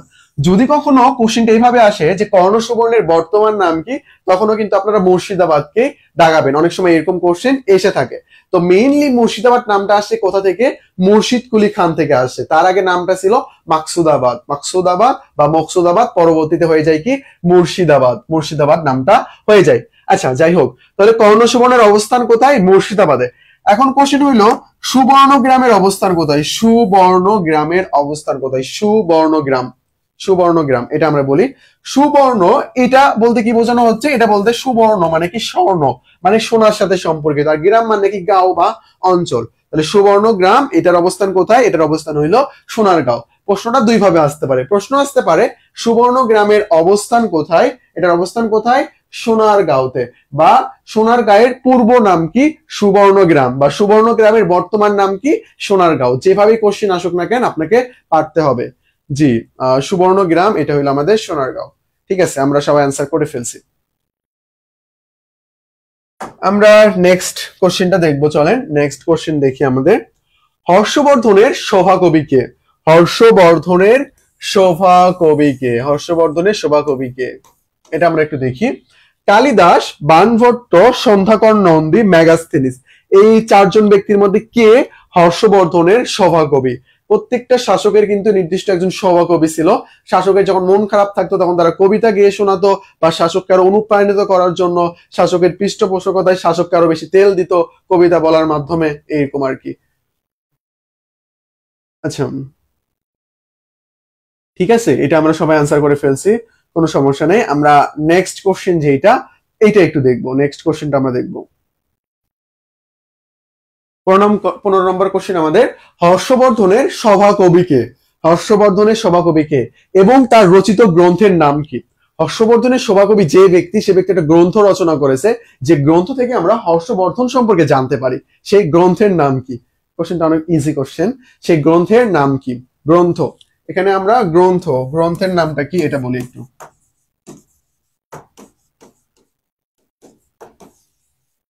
গ্রন্থের নাম কি? আচ্ছা, এটা সবাই বলে ফেলছি আমরা। হর্ষবর্ধনের সভাকবি কে? হর্ষবর্ধনের সভাকবি হইল আমাদের বাণভট্ট। বাণভট্ট হইল আমাদের হর্ষবর্ধনের সভাকবি। হর্ষবর্ধনের সভাকবি। হর্ষবর্ধনের সভাকবি হলো বাণভট্ট। বাণভট্ট রচিত গ্রন্থের নাম কি? বাণভট্ট রচিত গ্রন্থের নাম কি? হ্যাঁ, আমরা পাইছি ইসরাত জাহান রিয়া। ঠিক আছে, হর্ষচরিত। হর্ষচরিত। হর্ষচরিত। বাণভট্ট রচিত যে গ্রন্থ, এই গ্রন্থের নাম কি? এই গ্রন্থের নাম হইল আমাদের হর্ষচরিত। হর্ষচরিত। সাদিয়া হোসেন, আমাদের টেলিগ্রাম নাম্বার আছে, টেলিগ্রাম নাম্বারে নক দিন, ওখানে ভর্তি সংক্রান্ত ডিটেলস সবকিছু জানিয়ে দেওয়া হবে। আচ্ছা, নেক্সট কোশ্চেন আমরা দেখবো, মাৎস্যান ন্যায় ধারণাটি কিসের সাথে সম্পর্কিত? মাৎস্যান ন্যায় বা মাৎস্যান ন্যায়ম শব্দের শেষে মো অনেক সময় উচ্চারণ করা হয়, এটা আমরা একটু বলি। হ্যাঁ, হর্ষচরিত, ওইটা আমরা বলে ফেলছি। আমাদের নেক্সট কোশ্চেন হইল, মাৎস্যান ন্যায় ধারণাটি কিসের সাথে সম্পর্কিত? ন্যায় বিচার প্রতিষ্ঠা, মাছ ধরার নৌকা, মাছ বাজার, আইন শৃঙ্খলাহীন অরাজক অবস্থা, কোনটাকে বোঝানো হয়? কোনটাকে বোঝানো হয়? এটা একটু আমরা আনসার করি। আমরা এখন 16 নং কোশ্চেনে আছি। আর মাৎস্যান ন্যায় সম্পর্কে বা মাৎস্যান ন্যায় সম্পর্কে আমরা জানতে পারি কোন গ্রন্থ থেকে? জানতে পারি কোন গ্রন্থ থেকে? এটা আমরা জানতে পারি কোন গ্রন্থ থেকে? জানতে পারি আমরা অর্থশাস্ত্র থেকে। অর্থশাস্ত্র থেকে। অর্থশাস্ত্র থেকে কিন্তু এটা আমরা জানতে পারি। আচ্ছা, এরকম হয়ে গেছে, ঠিক আছে, সমস্যা নেই। অর্থশাস্ত্র থেকে এটা কিন্তু আমরা জানতে পারি। ধরে নেন এটাই অর্থশাস্ত্র, এই গ্রন্থটা অর্থশাস্ত্র থেকে কিন্তু আমরা জানতে পারি। হ্যাঁ, ডি লিখলেই হবে, সমস্যা নেই, এত পুরোটা লিখতে হবে না। তো মাৎস্যান ন্যায় সম্পর্কে আমরা জানতে পারি অর্থশাস্ত্র থেকে। এখন আপনার মনে কোশ্চেন আসতে পারে যে ভাইয়া, অর্থশাস্ত্র থেকে আমরা কিভাবে জানতে পারি? অর্থশাস্ত্র গ্রন্থ রচনা করেছে কে? এই গ্রন্থ রচনা করেছে তো কৌটিল্য। তো কৌটিল্যের কাহিনী তো মৌর্য সাম্রাজ্যে, আর মাৎস্যান ন্যায়ের কাহিনী তো আমাদের কোন সময়ের? শশাঙ্কের মৃত্যুর পরবর্তী কাল এবং পালের সূচনার আগের কালটাই হইল আমাদের মাৎস্যান ন্যায়, যেটা পাল তাম্র শাসন হিসেবে পরিচিত। তো তাহলে অর্থশাস্ত্র থেকে কিভাবে আমরা জানতে পারি? ভাই, অর্থশাস্ত্র এই গ্রন্থে মাৎস্যান ন্যায় সম্পর্কে বলা হয়েছে। মাৎস্যান ন্যায়ের যে বৈশিষ্ট্য সেটা হইলো কি? আইন শৃঙ্খলাহীন অরাজক অবস্থা। শশাঙ্ক মারা যাওয়ার পর এখানে আইন শৃঙ্খলাহীন অরাজক অবস্থা সংঘটিত হয়েছিল। এই জন্য এই সময়কালটাকে কি বলা হচ্ছে? মাৎস্যান ন্যায় বলা হচ্ছে। এই সময়কালটাকে কি বলা হচ্ছে? মাৎস্যান ন্যায় বলা হচ্ছে। যেমন ডিকশনারিতে বিভিন্ন শব্দের কথা বলা হয় না? তো আমাদের এখানে যদি কোনো ঘটনা ঘটে, আমরা ওখান থেকে শব্দ নিয়ে ওই ঘটনাটা বিশ্লেষণ করব, এইরকম ব্যাপারটা।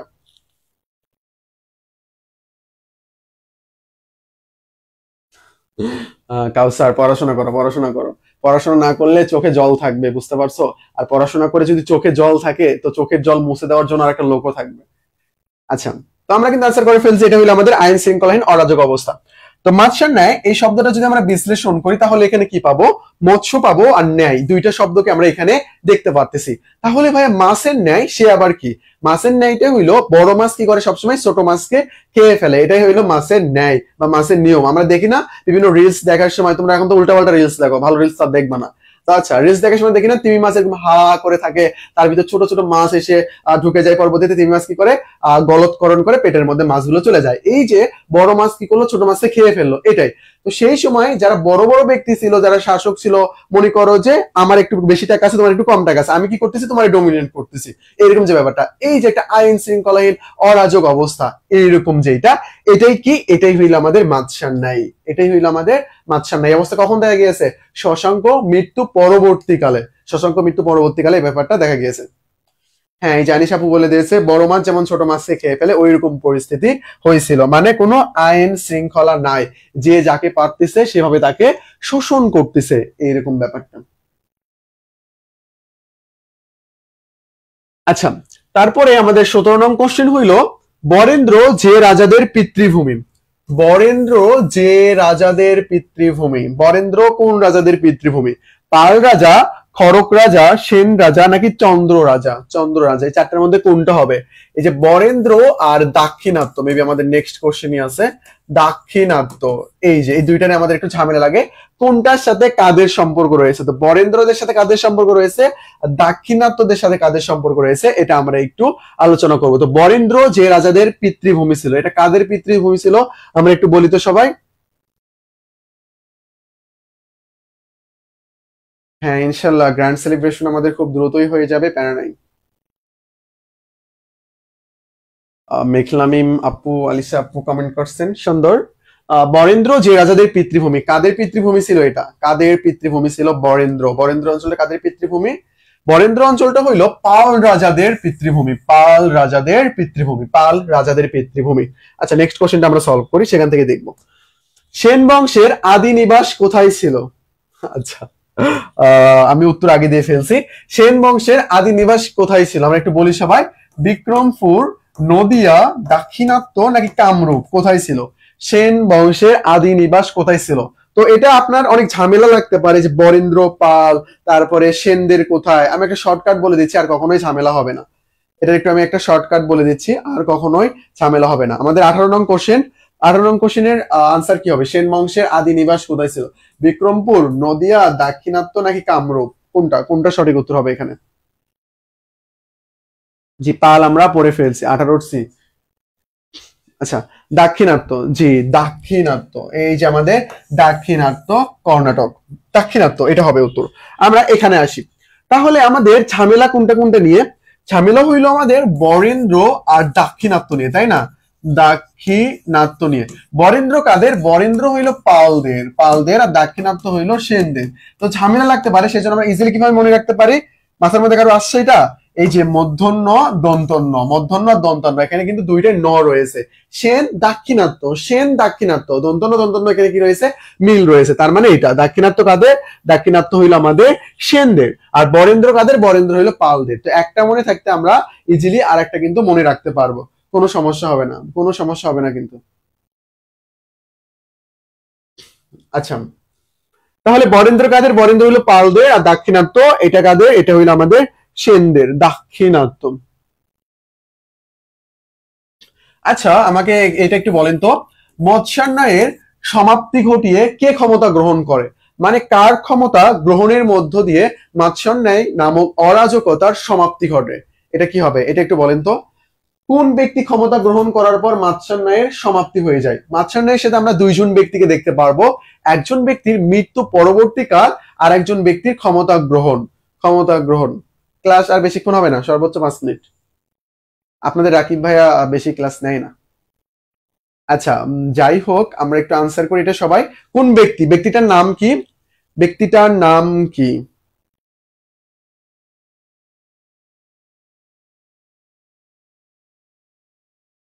হ্যাঁ, আমরা বলে ফেলছি গোপাল। গোপাল, গোপাল, গোপাল। এই গোপালে কিন্তু কে? গোপাল কিন্তু পাল বংশের প্রতিষ্ঠাতা। তো গোপাল যখন ক্ষমতা গ্রহণ করে, তারপরে কি হয়েছে? মাৎস্যান্যায়ের সমাপ্তি হয়ে যায়, মাৎস্যান্যায়ের সমাপ্তি হয়ে যায়। আচ্ছা, আশা করি আমরা বিষয়টা বুঝতে পারছি। আচ্ছা, আমার নেক্সট কোশ্চেনটা হইলো, পাল বংশের শ্রেষ্ঠ রাজাকে? পাল বংশের, পাল বংশের শ্রেষ্ঠ রাজাকে? পাল বংশের শ্রেষ্ঠ রাজাকে, এটা আমরা একটু বলি তো। পাল বংশের শ্রেষ্ঠ রাজাকে, এটা আমরা একটু আনসার দেবো সবাই। সুমাইয়া আপু, না না, ভন্ডামি না, পড়াশোনা করেন।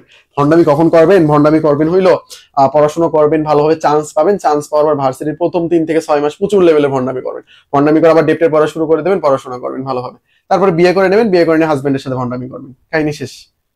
আচ্ছা, যাই হোক, এটা আমরা একটু বলি সবাই, পাল বংশের শ্রেষ্ঠ রাজা কে ছিল? পাল বংশের শ্রেষ্ঠ রাজা কে ছিল? হ্যাঁ, শশাঙ্কের মৃত্যু একদিকে, মৃত্যু আরেকদিকে উত্থান, যেমন আওয়ামী লীগের মৃত্যু, জনগণের উত্থান, এই ব্যাপারটা। পাল বংশের শ্রেষ্ঠ রাজাকে? পাল বংশের শ্রেষ্ঠ রাজা হইল আমাদের ধর্মপাল, ধর্মপাল, ধর্মপাল। আশা করি আমরা বিষয়টা বুঝতে পারছি, ধর্মপাল। আচ্ছা, যেহেতু আমরা এই টপিক নিয়ে আলোচনা করলাম, আচ্ছা আমি লিখি, আপনারা সবাই আনসার করেন, কেমন? কোনো বংশ লিখতে হবে না, জাস্ট ব্যক্তির নাম লিখলে হবে। আমি লিখি, আমরা এখন আলোচনা করবো মেইনলি শ্রেষ্ঠ রাজা নিয়ে। শ্রেষ্ঠ রাজা, শ্রেষ্ঠ রাজা, এটা নিয়ে আমরা আলোচনা করব, এটা নিয়ে আমরা আলোচনা করব। তো চলেন, প্রথমত আমরা দেখবো কোনটা, মৌর্য। মৌর্য বংশের শ্রেষ্ঠ রাজাকে বলেন তো। তারপরে আমাদের আসবে গুপ্ত, গুপ্ত, গুপ্ত বংশের শ্রেষ্ঠ রাজাকে। তারপরে আসবে আমাদের হইলো পাল, পাল বংশের শ্রেষ্ঠ রাজাকে। তারপরে আসবে আমাদের হইলো সেন, সেন বংশের শ্রেষ্ঠ রাজাকে। আমরা সবগুলো শ্রেষ্ঠ রাজা সম্পর্কে পড়বো। ওকে, হ্যাঁ ঠিক আছে, এটাই তো। ভন্ডামি এখন না, ভন্ডামি পরে। আগে পড়াশোনা করেন ভালোভাবে, পড়াশোনা করে চান্স পাইতে হবে, চান্স দিয়ে ভন্ডামি করবেন, তখন আর কেউ কিছু বলবে না, বুঝতে পারছেন? এখন ভন্ডামি করলে বলবে যে পড়াশোনা নাই, ভন্ডামি করতেছে, এই সে কত কিছু বলবে। আচ্ছা, আমরা প্রথম থেকে একটু আনসার করি। আমাদের মৌর্য বংশের শ্রেষ্ঠ রাজাকে, মৌর্য বংশের শ্রেষ্ঠ রাজা আমরা যে আনসার করে ফেলছি। আচ্ছা, 2-3 জন আনসার করলে আমি লিখে ফেলবো। মৌর্য বংশের শ্রেষ্ঠ রাজাকে আমাদের সম্রাট অশোক। যদিও অনেক সময় মৌর্য চন্দ্রগুপ্ত মৌর্যকে বলা হয়, বাট এটা সম্রাট অশোক, যেটা এটাই সঠিক উত্তর। সম্রাট অশোক, সম্রাট অশোক, অশোক। তারপরে গুপ্তটা বলি আমরা একটু। গুপ্তটা বলবো।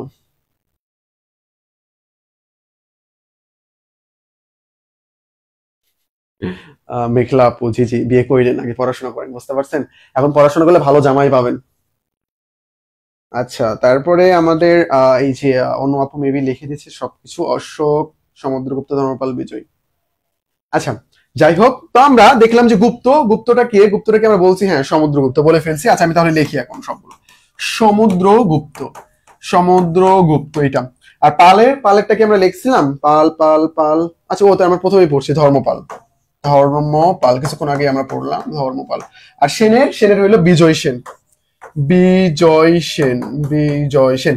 দেখেন, প্রত্যেকজন ব্যক্তি কিন্তু তার কাজের কারণে বিখ্যাত হয়েছে। অশোক যে, তাকে বৌদ্ধ ধর্মের কনস্ট্যান্টাইন বলা হচ্ছে, ধর্মের দিক দিয়ে শ্রেষ্ঠ। সমুদ্রগুপ্তকে বলা হচ্ছে কি ভারতের নেপোলিয়নের মধ্যে যে বৈশিষ্ট্যগুলো আমরা সমুদ্রগুপ্তের মধ্যে দেখতে পারতেছি। ধর্মপাল কিন্তু আমাদের অনেক অঞ্চল জয় করেছিল, তার বিভিন্ন বিহার নির্মাণ করা, আশেপাশে অনেকগুলো বিহার কিন্তু এনার দ্বারা নির্মিত হয়েছে। তার বিজয় সেনটাই কিন্তু এই সেন বংশের যে দিক নির্দেশনা ভালোভাবে নির্মাণ করা, যে সেন বংশটা, এটা কিন্তু এই ব্যক্তিটার দ্বারাই হয়েছে, এই যে আমাদের বিজয় সেন। আমরা ইজিলি মনে রাখতে পারি কিভাবে, নামের দিক দিয়ে, যে বিজয়, তারপরে সেই শ্রেষ্ঠ, ধর্ম কি শ্রেষ্ঠ, ধর্ম আর বিজয় কিন্তু আমরা ইজিলি মনে রাখতে পারি। সমুদ্রগুপ্ত, নেপোলিয়ন, অশোক, আমাদের কনস্টান্টাইন, এখানে আমরা ইজিলি মনে রাখতে পারি। তাহলে শ্রেষ্ঠ রাজার কাহিনী কিন্তু আমাদের শেষ, এবারে শ্রেষ্ঠ রাজা আমাদের পড়লি হয়ে যাবে। নেক্সট কোশ্চেন আমরা দেখবো। আমাদের আর 2টা কোশ্চেন আছে, সমস্যা নেই। দান সাগর আর অদ্ভুত সাগর, এই দুইটা কিন্তু অনেক বেশি গুরুত্বপূর্ণ। দান সাগর আর অদ্ভুত সাগর, আমাকে একটু বলেন, দান সাগর ও অদ্ভুত সাগর গ্রন্থটির রচয়িতাকে? বল্লাল সেন, বিজয় সেন, লক্ষণ সেন, নাকি হেমন্ত সেন? সবাই কিন্তু সেন বংশের শাসক। আমরা একটু আনসার করি এটা। শ্রেষ্ঠ বিজয়, হ্যাঁ ওখানে আমি যাব। সেন বংশের শেষ রাজাকে? সেন বংশের একজন সফল শেষ রাজা বা হিন্দু রাজা বা শেষ শাসক, যে ব্যক্তিটা হলো সফল, সার্বভৌমভাবে কন্ট্রোল করছে, এটা হলো লক্ষণ সেন। লক্ষণ সেনের পরাজয়ের মধ্য দিয়ে সেন বংশটা এক প্রকার বিলুপ্তির পথে চলে যায়।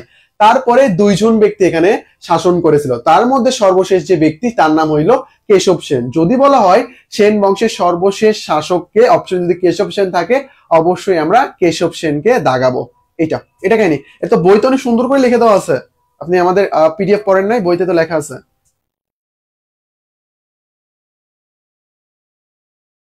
এটা আমরা একটু বলি, দান সাগর ও অদ্ভুত সাগর, হ্যাঁ বল্লাল সেন। আচ্ছা, কেউ একজন আমাকে বলেন তো যে কৌলিন্য প্রথাটা কি? কৌলিন্য প্রথাটা কি? এই কৌলিন্য প্রথাটাই কি হিন্দুদের মধ্যে যে বর্ণ প্রথা যেটা রয়েছে সেইটা কিনা? বর্ণ প্রথা যেটা রয়েছে সেটা কিনা? যেমন ওই যে ব্রাহ্মণ, তারপরে ওই যে ক্ষত্রিয়, আরো কি কি জানি আছে না, মনে পড়তেছে না এই সময়। এটার সাথে কি কৌলিন্য প্রথার কি মিল আছে কিনা? এটা আমরা একটু বলবো সবাই। কৌলিন্য প্রথাটা কি ভারতের যে হিন্দুদের মধ্যে যে বর্ণ প্রথা যেটা ছিল ওইটা কিনা?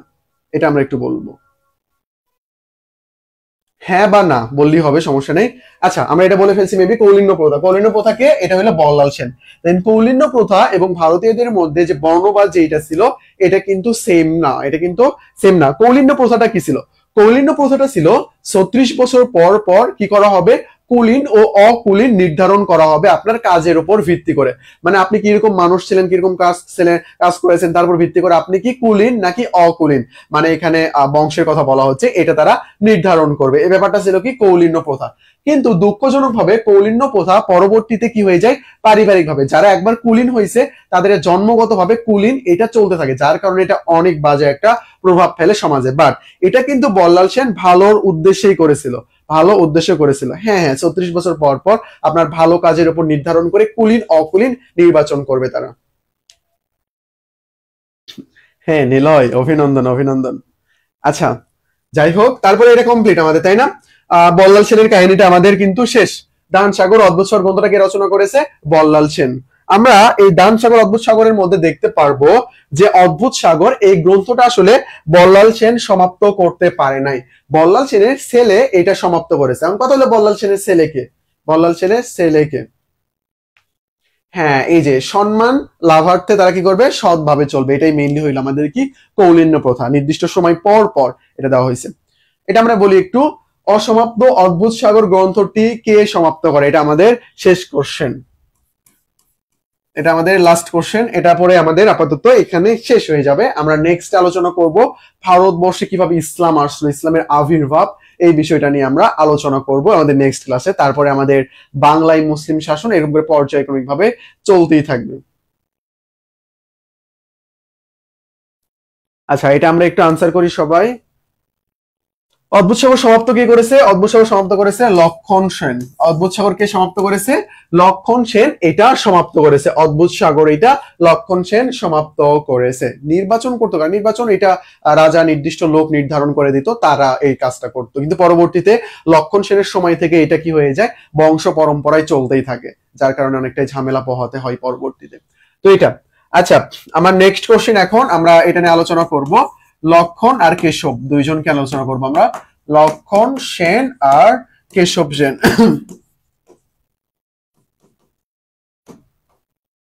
আচ্ছা, লক্ষণ সেন আর কেশব সেন আমাদের এখানে মানে আমাদের যে বাংলা যে এটা ছিল, মানে লক্ষণ সেন শাসন করতেছে। এই বাংলায় লক্ষণ সেন যখন শাসন করতেছিল সেই সময় ইখতিয়ারউদ্দিন মোহাম্মদ বিন বখতিয়ার খিলজি এখানে আক্রমণ করে। আমরা নেক্সট এগুলো পড়বো, জাস্ট আমি সিম্পলি বলতেছি। আক্রমণ যখন করে তখন কিন্তু লক্ষণ সেন কোথায় পালিয়ে যায়? লক্ষণ সেন সেই সময় দুপুরে খাওয়া দাওয়া করতেছিল, সেই সময় তিনি কোথায় পালিয়ে যায়? বিক্রমপুর। বিক্রমপুর, যেটার বর্তমান নাম কি? বর্তমান নাম হলো মুন্সিগঞ্জ। কার মধ্যে? এটা কিন্তু ঢাকার মধ্যে। বিক্রমপুরে কিন্তু পালিয়ে যায়। পালিয়ে যাওয়ার পরবর্তীতে আরো কিছুদিন কেশব সেন কি করেছিল? রাজ্যটা শাসন করেছিল, ওইরকম স্বাধীন সার্বভৌম ভাবে না। তো যদি প্রশ্ন আসে যে আমাদের সেন বংশের সর্বশেষ শাসক কে ছিল, নর্মালি শাসকের কথা জিজ্ঞাসা করছে, এখানে সার্বভৌম হিন্দু সফল রাজা সফল শাসক এরকম কোনো কিছু বলে নাই। তখন যদি অপশনে কেশব সেন থাকে আমরা কেশব সেনকে দাগাবো। এটা 40 বিসিএস এ আসছিল, তারপর থেকে এটা নিয়ে কনফিউশন তৈরি হয়ে গেছে। এটা কেশব সেন, কেশব সেন এটা মেবি 7 অথবা 8 এর যে ইতিহাস বইটা আছে, ইতিহাস বইয়ে লাইন দেওয়া আছে এটা, যে কেশব সেন তার পরবর্তীতে আরো কিছুদিন শাসন করেছিল। নর্মালি শাসকের কথা জিজ্ঞাসা করলে কেশব সেন, বাট যদি জিজ্ঞাসা করা হয় সফল সার্বভৌম সর্বশেষ হিন্দু রাজা, তখন কিন্তু আমাদের লক্ষণ সেন হবে, তখন আমাদের লক্ষণ সেন হবে। আচ্ছা, হ্যাঁ লক্ষণ সেনের ছেলে হইলো কেশব। আচ্ছা নেক্সট, তারপরে আমরা দেখি চলো। তারপরে হইলো আমাদের ব্যাচ সংক্রান্ত, তোমরা ইতিমধ্যে জানো সেকেন্ড টাইম ফাউন্ডেশন ব্যাচ 2 এবং Dhaka university foundation batch 1 launch করা হয়েছে। তোমরা দ্রুত ভর্তি হয়ে যাও, এখন অফার চলতেছে। তারপরে এই যে ইংলিশ নিয়ে বলতেছিলেন, ইংলিশ এটা আমাদের টোটাল 8 মাসের জন্য মাত্র 990 টাকা। ইংলিশ নিয়ে আপনার যাবতীয় যত কনফিউশন যত যা আছে সবকিছু এখানে সলভ করানো হবে। পুরো 8 মাস ধরে আমাদের কার্যক্রম চলতে থাকবে। আশা করি বিষয়টা বুঝতে পারছেন। তারপরে দেখেন বিউপি ফাউন্ডেশন, যারা জাস্ট বিউপি কেন্দ্রিক পড়াশোনা করতে চায় তাদের জন্য আমাদের বিউপি ফাউন্ডেশন ব্যাচ 1, যেটা FASS FSSS, এই ব্যাচে আপনারা ভর্তি হয়ে যেতে পারেন। আশা করি আমার বিষয়টা বুঝতে পারছেন। আচ্ছা, বিশ্বরূপ সেনের পরে শাসন করছে কেশব সেন, এই জন্য কেশব সেন নামটা হাইলাইট করা হয়। আর বইতে আমি সুন্দর করে লিখে দিচ্ছি, যত কনফিউশন আছে সবগুলো সলভ করা হয়েছে। এই যে আমাদের জিকে আলটিমেট নতুন বই আমাদের হাতে চলে আসছে, এই যে আমাদের বই, এই যে এটা এটা এখানে আপনার যত কনফিউশন লাইফে আছে এরকম যে ব্যাপারটা, এগুলো খুব সুন্দর করে সলভ করে দেওয়া হয়েছে। তারপরে যতটুকু দরকার মেইনলি ততটুকু, ছোট্ট একটা বই, মেইন সাজেশন পার্ট যেটা, এটা মাত্র আপনার 95 পেজের মতো। তারপরে মৌলিক জিকে অন্যান্য বিষয় এখানে আলোচনা করা আছে। আর যারা অর্ডার করেছিলেন আপনাদের ডেলিভারি করা হয়েছে, রকমারি আগামীকাল থেকে ডেলিভারি করা শুরু করবে। আর যারা সুন্দরবনের মাধ্যমে নিয়েছেন, আজকে অনেকে বই পেয়েছে, আমাকে নক দিয়েছিল, ঢাকা চট্টগ্রাম আজকের মধ্যে পেয়ে গেছে, কালকের মধ্যে আপনারা সবাই ইনশাল্লাহ পেয়ে যাবেন। আশা করি বিষয়টা আপনারা বুঝতে পারছেন।